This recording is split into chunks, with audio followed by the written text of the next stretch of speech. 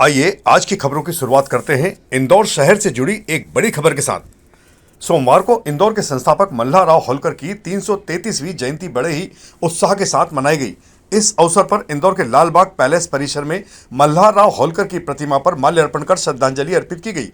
कार्यक्रम संयोजक नीलेश केदारे, अपूर्व भीटे और पीयूष भीटे ने बताया कि होलकर साम्राज्य के भीष्म पितामह माने जाने वाले मल्हारराव होलकर ने स्वराज्य स्थापना में महत्वपूर्ण योगदान दिया था। समारोह में उदय सिंह होलकर, नितिन दास जी महाराज, हरीश बारगल, अभय सिंह होलकर और स्वाति युवराज काशीद सहित कई सामाजिक और राजनीतिक प्रतिनिधि उपस्थित थे।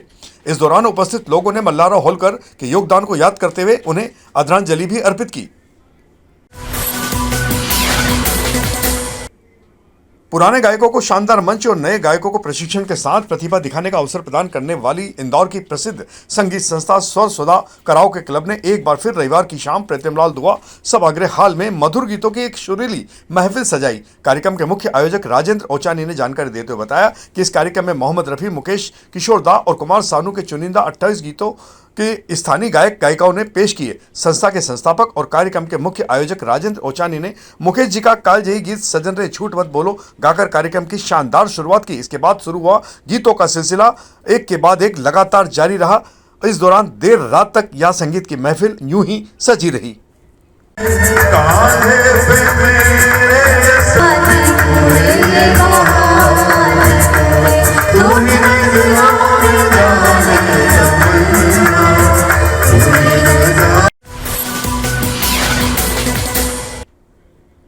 मध्य प्रदेश श्रमजीवी पत्रकार संघ की इंदौर जिला इकाई में संगठनात्मक बदलाव किया गया। जिला अध्यक्ष ब्रजेश जोशी ने जानकारी देते हुए बताया कि अपरिहार्य कारणों से विनोद शर्मा को महासचिव पद से हटाते हुए युवा पत्रकार अशोक चौहान को नया महासचिव नियुक्त किया गया है। यह नियुक्ति 14 मार्च से ही प्रभावशाली हो चुकी है और अब इंदौर जिला इकाई के महासचिव का दायित्व अशोक चौहान ने संभाल लिया है। अध्यक्ष ब्रजेश जोशी ने उम्मीद जताई है कि अशोक चौहान संगठन को मजबूती प्रदान करने के साथ ही पत्रकारों के हितों में सक्रिय भूमिका निभाएंगे। इस निर्णय के साथ ही संगठन में नई जिम्मेदारी सौंपते हुए उन्हें शुभकामनाएं भी अनेक लोगों के द्वारा दी गई है।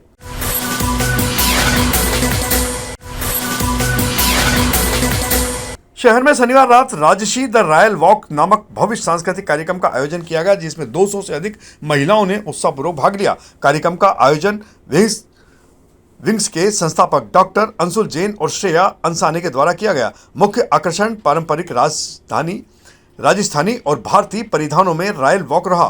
प्रतिभागियों को विभिन्न खिताबों से सम्मानित भी किया गया, जिसमें मिस फ्यूटी आध्या वैष्णव, मिस मारवाड़ी गरिमा मंडलोई, मिस बाईसान नीरजा चंद्रावत, मिस मुमल श्वेता जैन और घूमर क्वीन श्रद्धा रही। कार्यक्रम में समाजसेवी Vicky tractor, doctor LN. Amita, वरिष्ठ पत्रकार ज्योतिष वास्तुविद और भविष्यवक्ता राजेश शर्मा सहित अनेक विशिष्ट अतिथि मौजूद थे।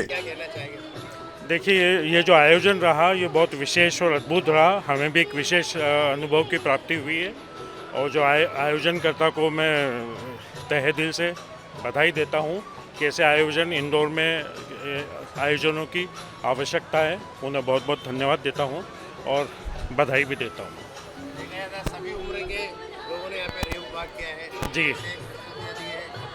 जी बिल्कुल, ये प्लेटफॉर्म यदि इन्होंने दिया है तो निश्चित ही जितने भी उम्र की महिलाएं हैं उनका जो भी टैलेंट है, प्रतिभा है, जो गुण है वो सामने आते हैं। तो मैं बहुत उनकी तारीफ करता हूँ और इन्हें बधाई देता हूँ कि बहुत अच्छा प्रयास किया है और ऐसे प्रयास की नितांत आवश्यकता है हमारे समाज में और हमारे शहर में। एक बार राजेश सर के लिए जोरदार ताली हो जाए। मीडिया प्रभारी है और ना जाने इतनी प्रसिद्धि है सर, इतनी प्रसिद्धि सर। राजेश सर का हम तहे दिल से धन्यवाद अदा करते हैं कि इस इवेंट में हुआ है राजेश जी। और इसी के साथ अब हम स्टार्ट करते हैं। तो हमारा जो राजपूत समाज कल्चर है तो वो एक संस्कृति को रिप्रेजेंट करता है। यहाँ पर बड़े से छोटे से लेकर सारी एज ग्रुप कैटेगरी के लोग हैं और उन्होंने बहुत अच्छे से रैंप वॉक किया है। और ये जो हमारी जो संस्कृति है, हम चाहते हैं कि सबको संदेश जाए कि सब अपनी संस्कृति में रहें और आगे इसको बढ़ावा देते रहें। सेगमेंट रेडी है हमारा। मैं काम को तो गेस्ट को बुलवा लेता हूं। आमतौर पर देखा जाता है फैशन शो का मतलब कुछ और होता है, यहाँ अलग नजारा। ये हमारी संस्कृति को रिप्रेजेंट करता है, इसलिए हम सिंपल कल्चर में आते हैं। कितने लोगों ने इसमें भाग लिया? कम से कम 120-140 लोगों ने भाग लिया। उसके बाद अवार्ड की भी अवार्ड सेरेमनी। नेक्स्ट हमारे प्यारे प्रोग्राम नो डाउट बहुत अच्छा रहा और अपना भारत की जो वेशभूषा है वो तो वर्ल्ड में फेमस है और राजपूताना ड्रेस एक अपने आप में ही पावर और पावर है और इसका ये जो है सांस्कृतिक वेशभूषा बहुत ही अच्छा रहा। प्रोग्राम्स आयोजक भी बहुत अच्छे हैं और ये ऐसे आयोजन वगैरह होते रहना चाहिए जिससे हमारे पुराने बिछड़े हुए फ्रेंड्स भी मिल जाते हैं। इस तरह के आयोजन का मतलब क्या लाभ है इसको? संस्कृति को बढ़ावा मिलेगा, संस्कृति को भी बढ़ावा मिलेगा इससे और नई नई प्रतिभाएं सामने आती हैं और किसी न किसी कारण से जब इस तरीके से इवेंट्स वगैरह होते हैं तो एक दूसरे से हम आपस में जुड़ते भी हैं और कई वेशभूषा नई संस्कृति ये सब चीज़ें हमें देखने को सीखने को भी मिलती हैं और जब ये इवेंट्स वगैरह होते हैं तो उसके कारण कईयों को रोज़गार भी मिलता है तो सबसे प्लस पॉइंट तो मुझे वो लगता है। आपका परिचय? मेरा नाम रितु छाबड़ा है और मुझे इंदौर की शेरनी बोलते हैं।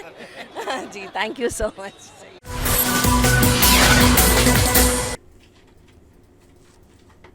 इंदौर के रवि नाटक गृह में शनिवार शाम विख्यात साहित्यकार कृष्णचंद्र की कहानी शहजादा पर आधारित नाटक का प्रभावशाली मंचन किया गया।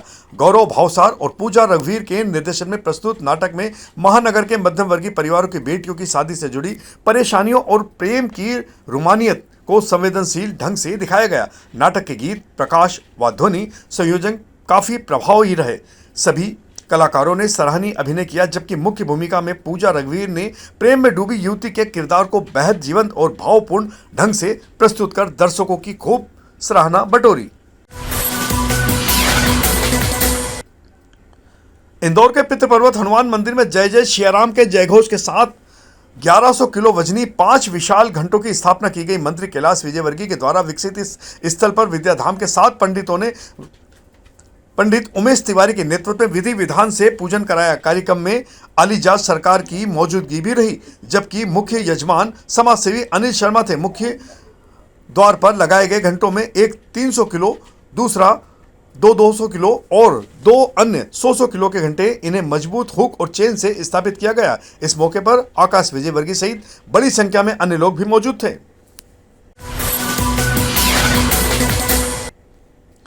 इंदौर के देवी अहिल्या विश्वविद्यालय में स्नातक तृतीय वर्ष की परीक्षा के पहले प्रश्न पत्र को लेकर विवाद खड़ा हो चुका है। 14 मार्च को हुए आधार पाठ्यक्रम व्यक्तित्व विकास एवं चित्र निर्माण के मल्टीपल चॉइस पेपर में 6 प्रश्नों के उत्तरों पर विद्यार्थियों ने आपत्ति जताई है। प्रश्न क्रमांक 2, 6, 10, 29, 33 और 45 के विकल्पों में भ्रम की स्थिति बताई जा रही है। साथ ही हिंदी अंग्रेजी अनुवाद में भी अंतर पाया गया। परीक्षा हाल में छात्रों ने इन विजिटेलर्स को इसकी जानकारी भी दी लेकिन शिकायतों को नजरअंदाज करने के आरोप लगे हैं। मामले में परीक्षा विभाग और पेपर सेंटर दोनों पर सवाल खड़े हो रहे हैं। शाहपुरा में भीषण आग से 20 से 40 बीघा गेहूं की फसल जलकर राख हो गई। देपालपुर क्षेत्र के अंतर्गत आने वाले शाहपुरा गांव में रविवार दोपहर अचानक लगी भीषण आग ने करीब 4 से 5 खेतों में लगी 20 से 40 बीघा गेहूं की खड़ी फसल को जलाकर राख कर दिया। आग की चपेट में पूर्व सरपंच चंद्र सिंह चौहान सहित कई किसानों के खेत आ गए जिनमें भारी नुकसान हुआ है। तेज हवा के कारण आग तेजी से आसपास के खेतों में ही फैल गई थी। सूचना मिलते ही ग्रामीण मौके पर पहुंचे और ट्रैक्टर से जुताई कर पानी मिट्टी डालकर आग पर काबू पाने की काफी कोशिश की। काफी मशक्कत के बाद आग पर नियंत्रण पा लिया गया लेकिन तब तक किसानों को भारी नुकसान हो चुका था। इंदौर में बेहतर यातायात व्यवस्था के लिए इंदौर यातायात विभाग ने 12 विशेष पेट्रोलिंग और व्हील लॉक टीमों का गठन किया है। यह टीमें शहर के प्रमुख मार्गों, बाजारों और भीड़ भाड़ वाले क्षेत्रों में लगातार भ्रमण कर अवैध पार्किंग और यातायात नियमों के उल्लंघन पर कार्रवाई करेगी। यह पहल संतोष कुमार सिंह के मार्गदर्शन और राजेश कुमार त्रिपाठी के निर्देशन में शुरू की गई। समीक्षा बैठक में टीमों को PA system, body worn camera, crane और पीओएस मशीन के उपयोग के निर्देश भी दिए गए हैं। इंदौर शहर की यातायात व्यवस्था को बेहतर बनाने के लिए ट्रैफिक पुलिस और ई रिक्शा संगठन ने नया रूट प्लान लागू करने का निर्णय लिया है। इसके तहत शहर को 4 जोन और 4 सेक्टर में बांटकर ई रिक्शा संचालन की व्यवस्था की जाएगी। ट्रैफिक विभाग के अनुसार शहर में करीब 10,000 से ज्यादा ई रिक्शा चल रहे हैं जिनकी जांच में लगभग 5,000 वाहनों के दस्तावेज अधूरे मिले हैं। ऐसे वाहन मालिकों को बीमा और फिटनेस सहित दस्तावेज पूरे करने के लिए 1.5 माह का समय दिया गया है। तय समय सीमा के बाद बिना दस्तावेज वाले वाहनों पर कार्रवाई होगी। साथ ही राजवाड़ा क्षेत्र में सिटी बसों के प्रवेश पर भी प्रतिबंध लगाने का फैसला किया गया है। ये देखिए, हमारी पिछले शनिवार को एक बैठक हुई थी हमारे और राजेश बिड़कर जी, जो अपने ई रिक्शा ऑटो चालक संघ के अध्यक्ष हैं एसोसिएशन के, और इनके भी पदाधिकारी साथ में शामिल थे। उसमें शहर के यातायात को सुगम बनाने के लिए और सुलभ बनाने के लिए एक निर्णय हम लोगों ने मिलकर के किया है, और वो निर्णय इनको बाद में 2 दिन का समय भी दिया गया, और उन्होंने पूरे आटे संघ के लोगों से सभी लोगों से बात करी, और बात करने के उपरांत आज हमारा ये प्रेस कॉन्फ्रेंस इस बात के लिए है कि ट्रैफिक को सुगम बनाने के लिए ई रिक्शा को किस तरीके से मॉनिटरिंग की जाएगी, किस तरीके से उनको जोनवार डिस्ट्रीब्यूट किया जाएगा।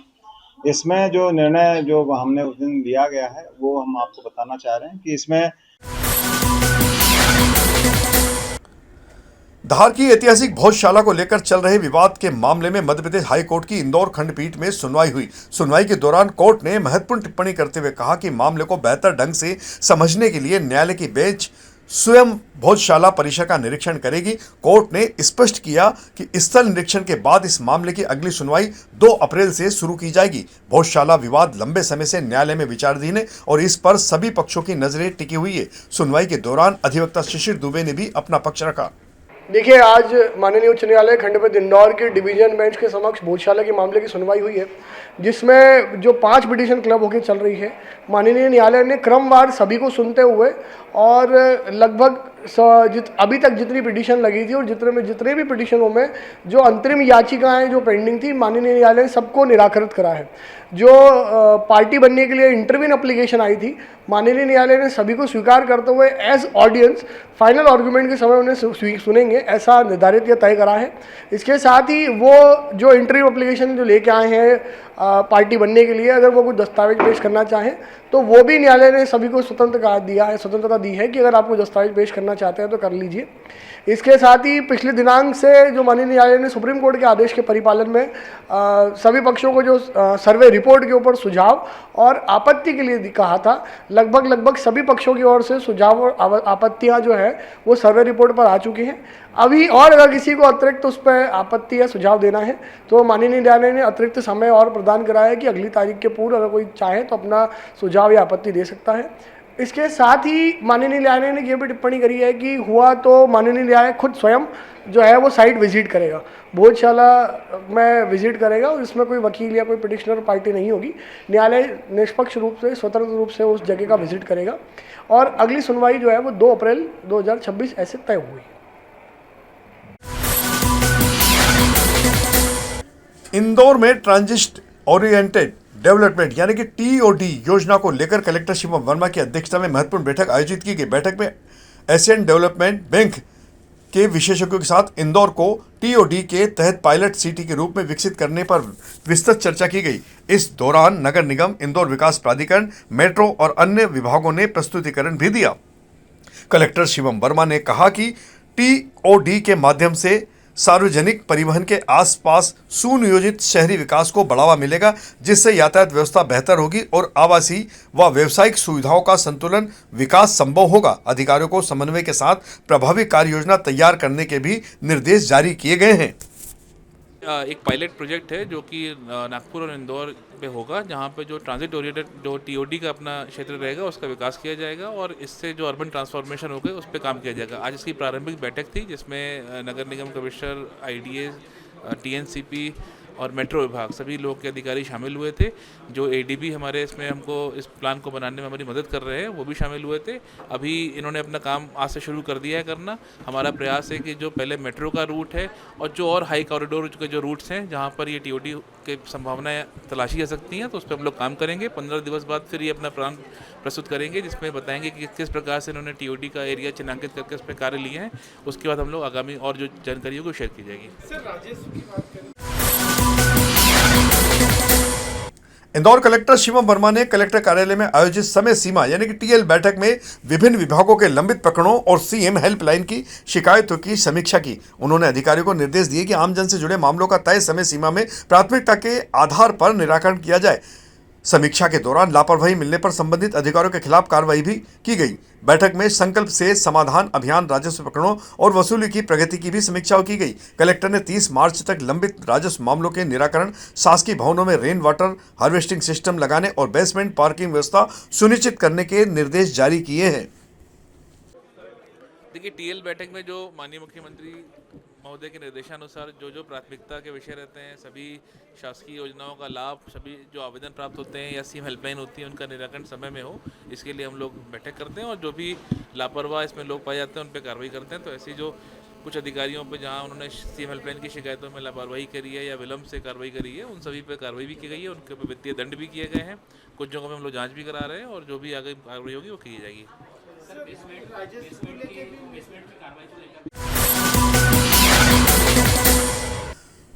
इंदौर के द्वारकापुरी थाना पुलिस ने अवैध हथियार तस्करी के मामले में राजवीर सिंह सिकलीकर निवासी बड़वानी को गिरफ्तार किया है। आरोपी सोशल मीडिया के जरिए ग्राहकों से संपर्क कर हथियार सप्लाई करता था। पुलिस ने उसके पास से 6 देसी पिस्टल और 4 जिंदा कारतूस सहित करीब 3 लाख रुपए कीमत के हथियार बरामद किए हैं।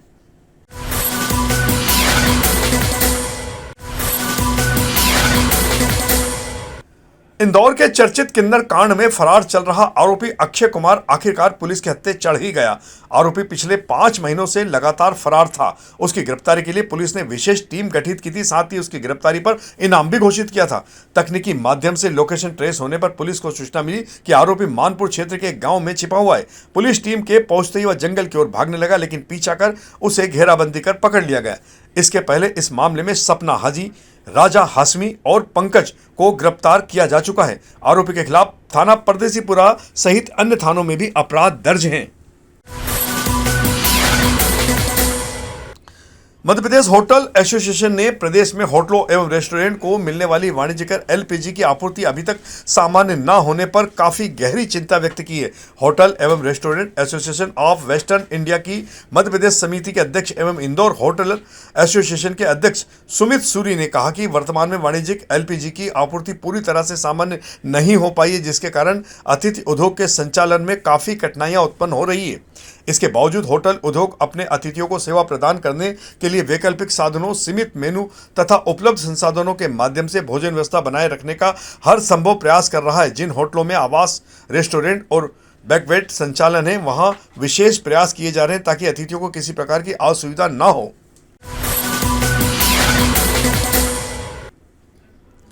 इंदौर पुलिस कमिश्नर संतोष कुमार सिंह के द्वारा अचानक थाना सदर बाजार का निरीक्षण किया गया। इस दौरान उन्होंने थाने की व्यवस्था, रिकॉर्ड और लंबित प्रकरणों की समीक्षा की। साथ ही अधिकारियों और स्टाफ को कानून व्यवस्था बनाए रखने के तथा लंबित मामलों का त्वरित निराकरण करने के दिशा निर्देश जारी किए।